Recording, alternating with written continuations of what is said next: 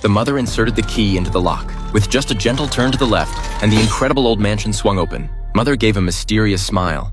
Welcome to Spiderwick. It was the children's first time returning to their great-grandfather's ancient home. Everything here filled them with wonder. Inside, it wasn't as dilapidated as its exterior suggested. Mother reassured them, "This place is full of secrets and surprises." Little did they know their move to the ancestral home was a last resort.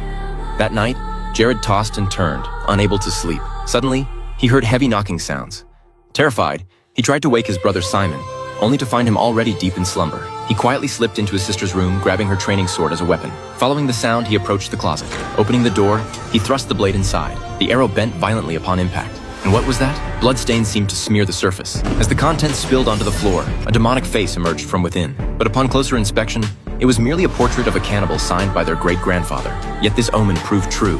A car pulled up on the bridge in the dead of night. A bespectacled man, his face frozen in terror, stepped out.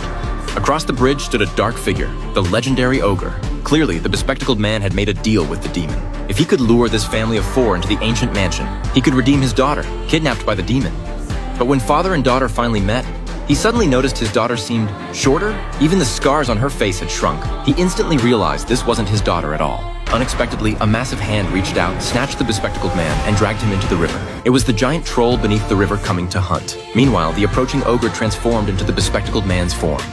The 2 demons continued to pose as father and daughter, their goal being to find the wilderness guide mentioned by the boy's great-grandfather. Soon they arrived at the bespectacled man's home, but the moment they turned on the light, they were recognized by a pet cat. Immediately after, they heard a female neighbor knocking outside.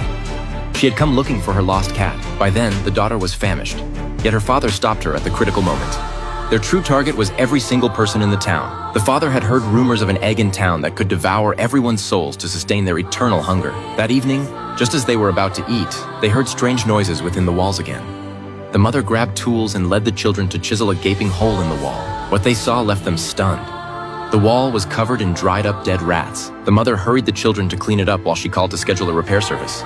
The older sister excused herself to clear the table, and Simon went off to join the firefly catching contest. Only Jared remained to clean up the mess. But then the unbelievable happened. Simon, who had gone out, actually caught a firefly. But when he picked it up to examine it closely, the firefly transformed into a human form. As the glass jar shattered, the human-shaped firefly immediately flew into the air. Meanwhile, Jared, cleaning at home, heard strange noises coming from upstairs. He climbed up the small elevator to the upper floor and discovered it was actually a secret study. The moment he switched on the light, he spotted a dust-covered ancient tome on the floor. Unbeknownst to him, this was the wilderness guide the ogre sought. Unexpectedly, every page inside had been torn out. Just then, a sudden growl echoed behind him. Immediately afterward, he noticed eerie writing appearing on the mirror. Realizing its meaning, he spun around to find a bizarre little elf standing there. Whoa!